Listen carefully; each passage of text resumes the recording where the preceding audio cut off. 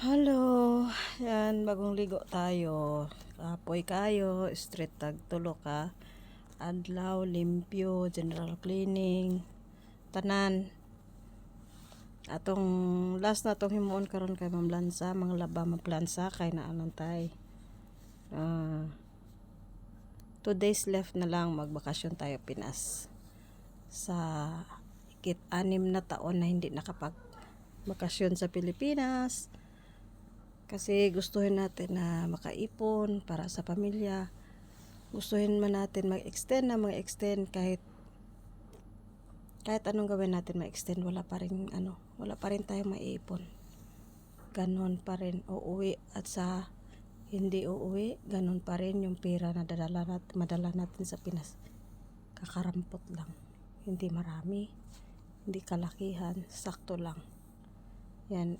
Kaya advice ko sa mga ibang OFW na nag-i-extend dyan, kung pwede umuwi kayo ng Pinas o kayo mag-extend. Kung may pera kayo 2 buwan, okay na yun. Basta importante makapagpahinga at makarelax. Gaya sa akin, extend ako ng 6 na taon, wala pa rin. Ayun lang, ako ng ko, sariling bahay, napatayo ko pero hindi pa rin tapos. May pinapaaral ako 2 college. Yan, di pa rin sila tapos na yung 2. Maraming gastusin. May 3 akong mga anak. May nanay ako. Kasi hirap yung solo parent ka. Tapos ikaw nagpo-provide sa lahat ng pangangailangan nila. Pagkain, pagkain, tubig, kuryente nila. Expensive sa sa bahay. Kung ano ang kailangan na bilhin sa school nila. Yan, ang hirap. Pero kaya lang, kaya ko pa. At thank you sa Panginoon, laging nakabantay at nakaguide sa akin sa bawat oras at sa bawat taon na lumipas at hanggang ngayon 2024. At sana sa darating pang mga taon, sana kakayanin ko to. Yan lang guys, at sana best ko lang kayo din na katulad ko na FW, kung pwede lang umuwi tayo pagkatapos ng ating kontrata. Ang hirap, mabigat sa dibdib yung ilang taon ka na hindi umuwi. Ako tinis ko 6 na taon umuwi kasi ang dami kong mangarap, pero hindi pala yun sapat. Kaya thanks God, makauwi na rin ako sa awa ng Panginoon. Sobrang miss ko na mga anak ko.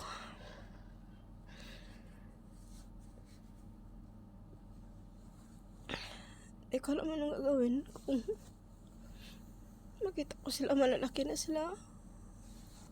Nalaga na yung pag-anay ko. Pasalamat pa rin ako sa Panginoon kahit pa paano. Solo parent ako pero binigyan niya ako ng tatag at malakas na pagkakatawan. Thank you so much, Panginoon. Diyan lagi ang tabay sa ginawa ko tong video na to para ma-express yung feeling ko bilang isang OFW. 6 na taon na hindi ako. Ang hirap sa dibdib, pero ito na talaga.